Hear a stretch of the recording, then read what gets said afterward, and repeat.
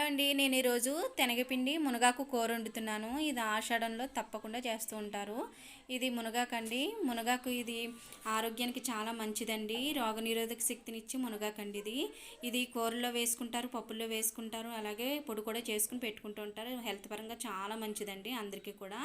అయితే ఇది వచ్చేసి తెలగపిండి ఇది ఎలా వస్తుందంటే, నువ్వులు ఉంటాయి కదండి, నువ్వులు ఆయిల్ తీసిన తర్వాత ఉండే పిండిని ఇది తెలగపిండి అని అంటారు. ఇది కూడా హెల్త్ పరంగా చాలా మంచిది. బాలింతరాలకు కూడా స్పెషల్లీ ఇది చేసి పెడుతూ ఉంటారు కూరగా. ఇది చాలా మంచిదండి.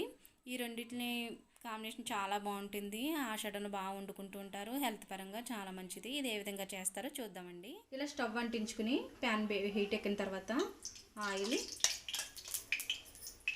ఆయిల్ పోసి ఇందులో వెల్లుల్లిపాయలు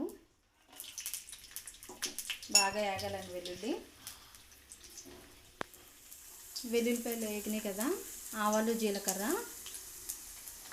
అలాగే మినపప్పు, శనగపప్పు ఒకసారి వేగాలి.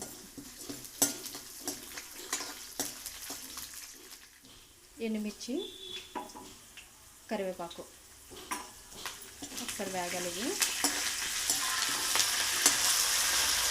అలాగే కట్ చేసి పెట్టుకున్న ఉల్లిపాయలు, పచ్చిమిర్చి ఇవి కూడా వేసేసి ఒకసారి కలపాలి.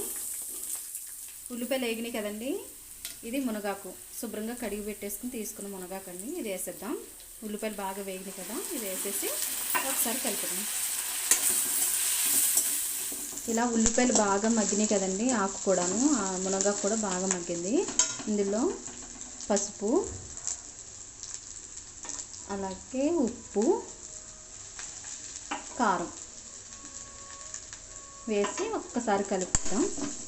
నేను ఈ కప్పు తెలగపిండి తీసుకున్నాను. ఈ కప్పుతో వాటర్ వచ్చేసి కప్పున్నర ఇక్కడ వరకు పోస్తానండి. వాటరు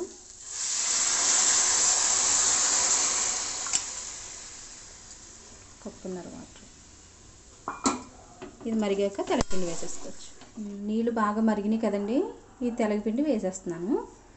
ఉండలు లేకుండా ఒక్కసారి కలుపుకుంటే మనకి 5 నిమిషాల్లో ఈ కూర రెడీ అయిపోతుంది. హెల్త్ పరంగా చాలా మంచిదండి. ఇదిగోనండి, 5 నిమిషాల తర్వాత కూర ఈ విధంగా రెడీ అయిపోయింది. ఇదిగోనండి, మునగాకు తెలగపిండి కూర ఆషాఢంలో తప్పకుండా తినవలసిన కూర అనమాట.